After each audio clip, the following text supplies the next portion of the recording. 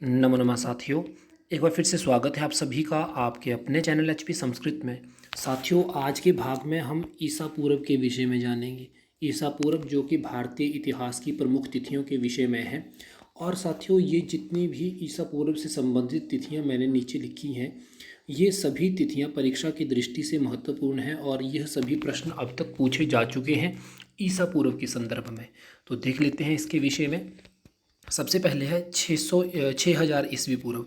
6000 ईस्वी पूर्व क्या हुआ था? तो मेहरगढ़ और बुर्जहोम में भारत के प्राचीनतम कृषि एवं पशुपालन के अवशेष मिले थे, अर्थात जो शेष भाग मिले थे कहाँ कहाँ पे मिले थे? मेहरगढ़ और बुर्जहोम में। अब प्रश्न उठता है कि मेहरगढ़ कहाँ है? तो वह अफगानिस्तान के अंतर्गत है। और बुर्जहोम कहाँ है? यह कश्मीर के अंतर्गत है। तो मोस्ट इंपॉर्टेंट क्वेश्चन साथियों बुर्जहोम के विषय में मोस्ट टाइम पूछा जा चुका है ईसा पूर्व के संदर्भ में।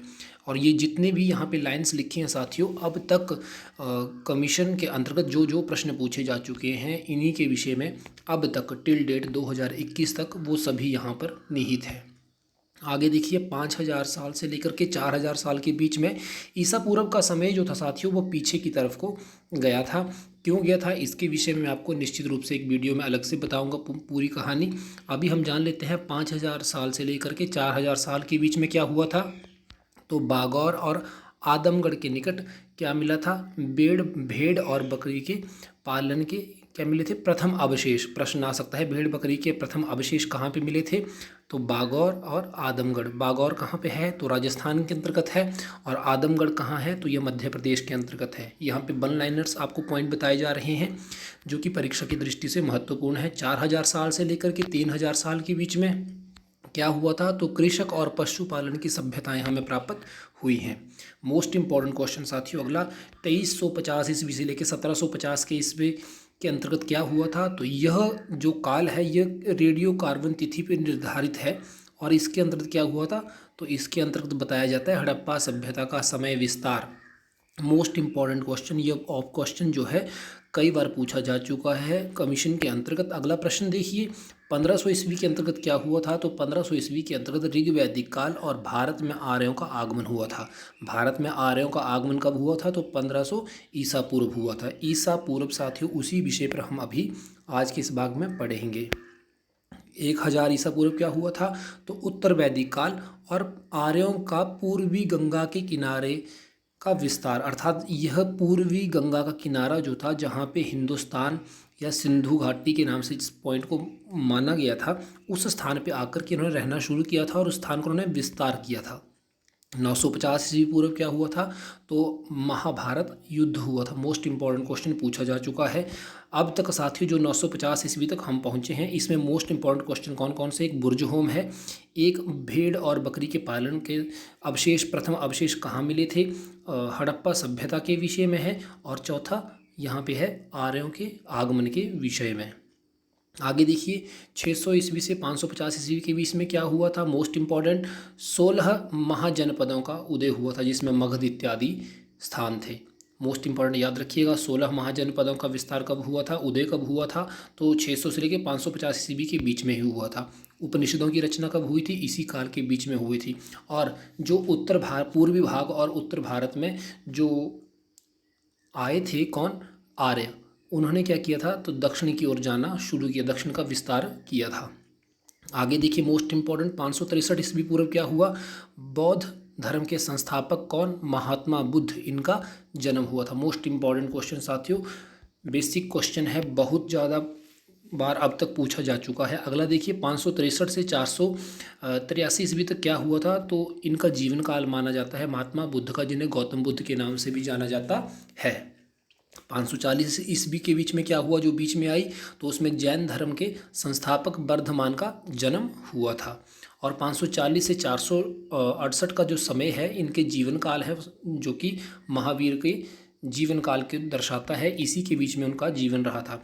तो साथियों यहाँ पे जो मोस्ट इंपॉर्टेंट क्वेश्चन है, महात्मा बुद्ध का जन्म, जीवन काल कब तक रहे, अर्थात मृत्यु कब हुई? 483 ईस्वी में ईसा पूर्व में। 540 में किसका जन्म हुआ? तो जैन धर्म के संस्थापक महावीर का। और इनको निर्वाण प्राप्त कब हुआ?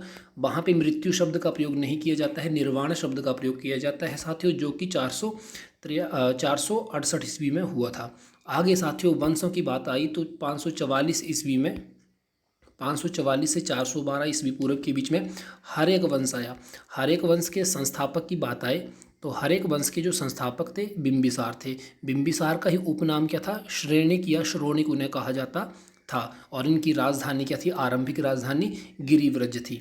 अब इनकी वंशावली देखिए, सबसे पहले बिंबिसार है। बिंबिसार का पुत्र अजातशत्रु, अजातशत्रु का उदयन, और लास्ट शासक कौन था, तो नागदशक था। प्रश्न मोस्ट इंपॉर्टेंट कई बार पूछा जा चुका है। हर्यक वंश का संस्थापक कौन था, तो बिंबिसार था। इनकी राजधानी, आरंभिक राजधानी क्या थी, गिरिव्रज थी। बिंबिसार का उपनाम क्या था, श्रोणिक था। बिंबिसार का पुत्र कौन था, अजातशत्रु था। और इसके अलावा इसका अंतिम शासक क्या था, नागदशक था। ये सभी प्रश्न अब तक हर्यक वंश से पूछे जा चुके हैं। आगे देखिए प्रश्न, अगली जो लाइन है इसमें देखिए 483 ईसा पूर्व क्या हुआ था, तो बौद्ध धर्म की प्रथम संगीति हुई थी। कहाँ पे हुई थी, राजगृह में हुई थी।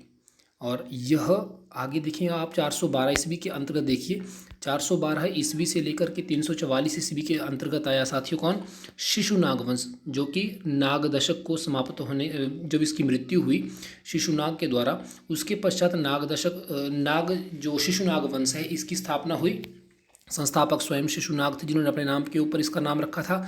इनके समय की राजधानी कौन सी थी, तो साथियों वैशाली थी। और इनका अंतिम शासक कौन था, तो नंदीवर्धन था। यहाँ पे जो है 3 क्वेश्चन बहुत मेन है। पहला क्वेश्चन, शिशुनाग वंश का संस्थापक कौन था, स्वयं शिशुनाग था।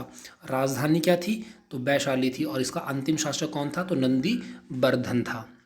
आगे देखिए क्या हुआ, तो 383 ईस्वी पूर्व दूसरी बौद्ध संगीति हुई, जो कि कहाँ हुई, वैशाली में। पहली कहाँ हुई थी, राजगृह में, जैसा कि आपने ऊपर अभी जाना।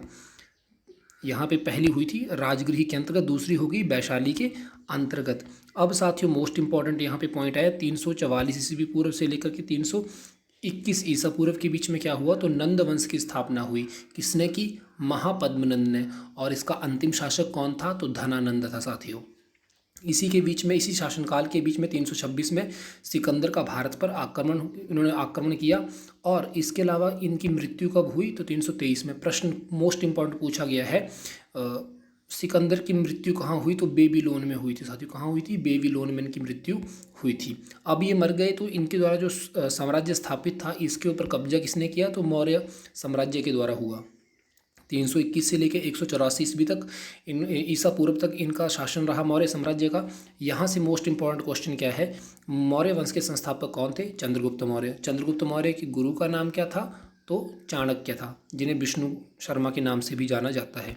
इनके शासनकाल में 305 ईसा पूर्व मोस्ट इंपॉर्टेंट क्यों, क्योंकि इसी काल के बीच में इनका विवाह इत्यादि, और एक बहुत बड़े राइटर यहाँ पे आए थे जिन्होंने को एक पुस्तक भी लिखी थी, उसके विषय में भी अभी जानेंगे। सेल्यूकस का भारत पर आक्रमण हुआ सबसे पहले, उसके पश्चात इन्होंने अपनी पुत्री का विवाह किसके साथ करवाया, चंद्रगुप्त मौर्य के साथ इन्होंने अपनी पुत्री का विवाह करवाया। और अपना सेल्यूकस ने एक अपना राजदूत भेजा, मैक्सथनीज, इसने एक पुस्तक लिखी, कौन सी, इंडिका नाम की पुस्तक लिखी। मोस्ट इंपॉर्टेंट क्वेश्चन साथ ही, चंद्रगुप्त मौर्य की मृत्यु कहाँ हुई, तो इन्होंने अपनी इनकी मृत्यु जो हुई थी मैसूर के अंतर्गत श्रवण बेलगोला के अंतर्गत हुई थी। और साथियों किस विधि के द्वारा, तो संलेखना विधि के द्वारा। और अंत में ये जैन धर्म के एक अनुयायी बन गए थे, इसे आप याद रखिएगा।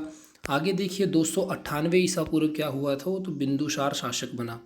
बिंदुसार आया और उसके पश्चात, बिंदुसार के पश्चात उसी का पुत्र 272 से 268 के बीच अशोक जो था, इसका अपने भाइयों के साथ क्या रहा, संग्राम रहा। किसके लिए, राज्य के लिए।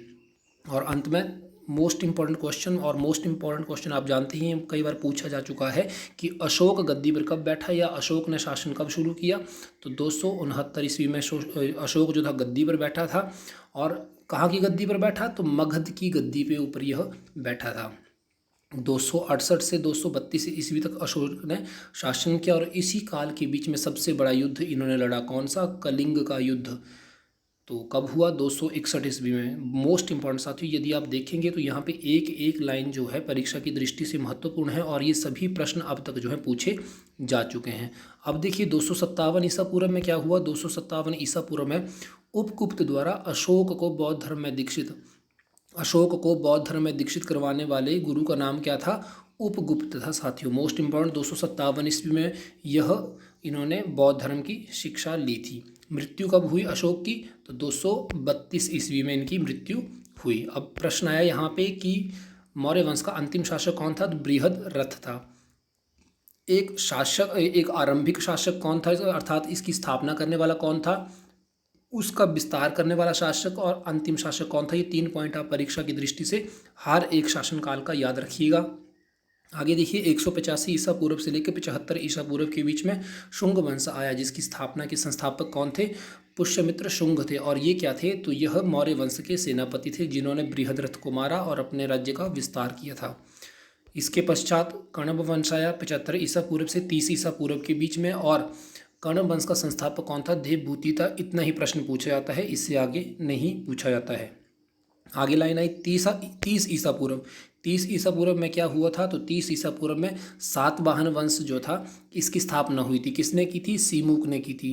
सीमुक कहाँ के थे? आंध्र के। गौतमीपुत्र सातकर्णी इस वंश के महान शासक थे। मोस्ट इंपॉर्टेंट क्वेश्चन साथियों। और इन्होंने क्या किया था? तो शीशे के सिक्के का प्रचलन किया था। और इसके अलावा 58 ईसा पूर्व एक बीच में संवत आया, सन आया, जिसमें क्या हुआ? विक्रमी संवत की स्थापना हुई। किस कारण हुई? शकौ पर विजय के उपलक्ष्य में विक्रम के द्वारा की गई थी। 58 ईसा पूर्व में एक नया संवत, जिसका नाम मैंने आपको अभी बताया क्या था? विक्रम संवत था। तो ये जो शासनकाल रहा, उसी के विषय में 6000 ईसा पूर्व से लेकर के 30 ईसा पूर्व तक का जो समय, इसके बीच में जो शासक आए, यही प्रश्न परीक्षा की दृष्टि से महत्वपूर्ण है।